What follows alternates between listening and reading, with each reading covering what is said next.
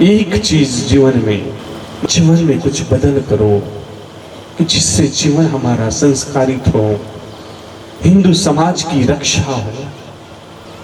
आप नहीं करोगे तो कौन करेगा? घरों में आप ही हो जो संस्कार दे सकती हो बच्चों को, आप ही हो जो घर को ठीक चला सकती हो। पुरुष वर्ग तो घर से बाहर रहता है, लेकिन सबसे ज्यादा घरों में आप रहते हो। मैं बार बार इसी चीज को दोहराऊंगा कि अगर आपका बेटा अगर कोई गलत काम करके आता है तो उसी दिन उसको दंडित कीजिए कि कल जाके वो आपको घर से बाहर ना निकल सके। अब उसको आपके पल्लू के नीचे मत छुपाइए। फिर आप में से ही अगले बार कोई आ जाता है हमारे पास में और कहता है कि देखिए देखिए महाराज जी, हमारा बेटा जो है ना हम ही को घर से बाहर निकाल दिया। अरे नौबत क्यों आई आप पर? क्यों नौबत आई?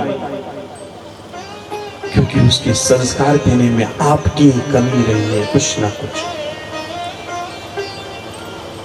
अगर मैया लोगों ने ठान लिया ना तो इस भारत देश में एक भी वृद्धाश्रम नहीं बचे रहेगा।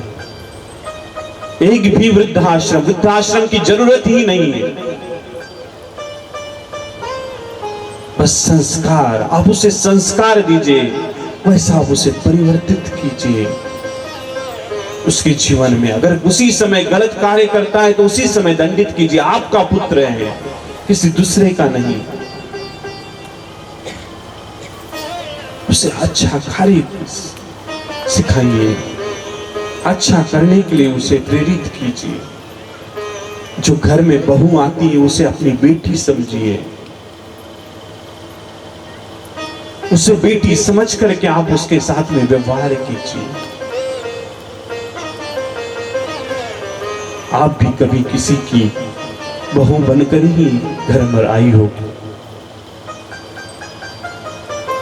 आपकी भी आने वाली जो बहू है उसके साथ भी आप बेटी की तरह व्यवहार कीजिए, उसे आपकी बेटी समझिए। कल जाके वो भी आपको सुख प्रदान करेगी।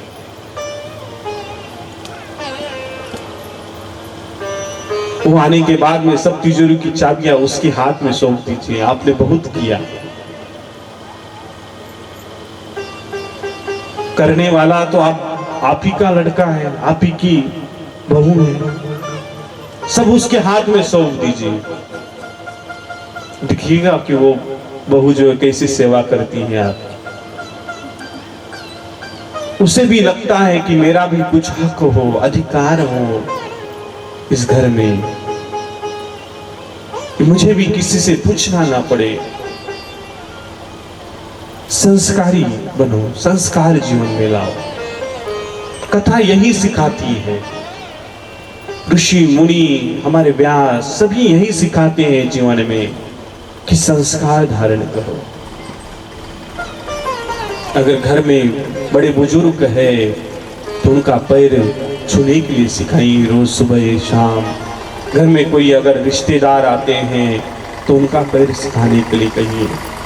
किसी के आगे झुकने से हमारी महानता जो है कम नहीं। उसे झुकाइए, बच्चों को झुकाइए, चाहे बेटी हो बेटा हो। बड़ा बुजुर्ग दिखे, बड़ी बहन दिखे तो उसके सामने उसे झुकाइए नीचे।